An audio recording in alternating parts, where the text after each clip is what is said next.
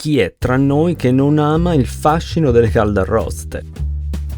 Con l'aiuto di Flavia vediamo come preparare delle castagne perfette al forno, che avranno ben poco da invidiare alle più tradizionali caldarroste.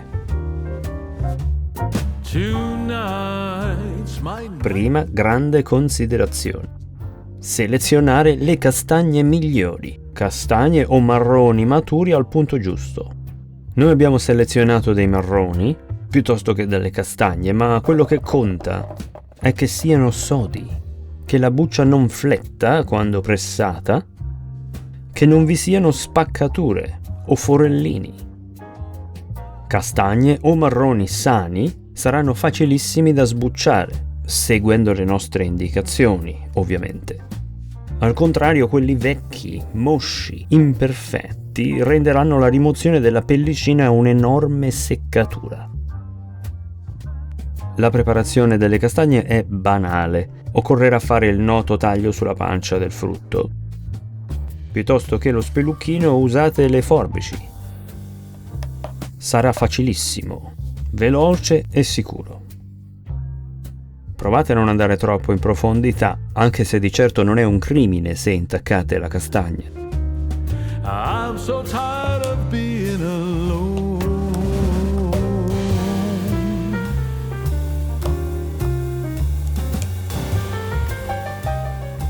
Ora mettiamo le castagne in ammollo. Questo trattamento renderà le castagne più morbide e più facili da sbucciare una volta cotte.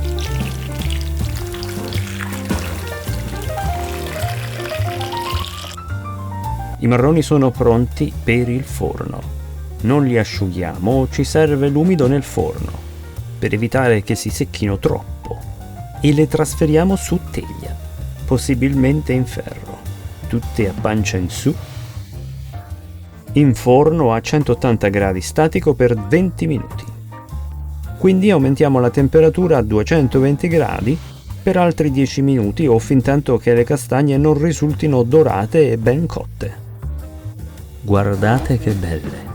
Ultima raccomandazione: sbucciatele il più presto possibile.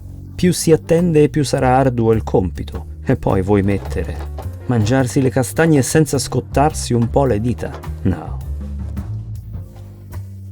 Se avete seguito le nostre indicazioni sarà veramente gratificante e terapeutico sbucciarle. Vediamo come se la cava Flavia.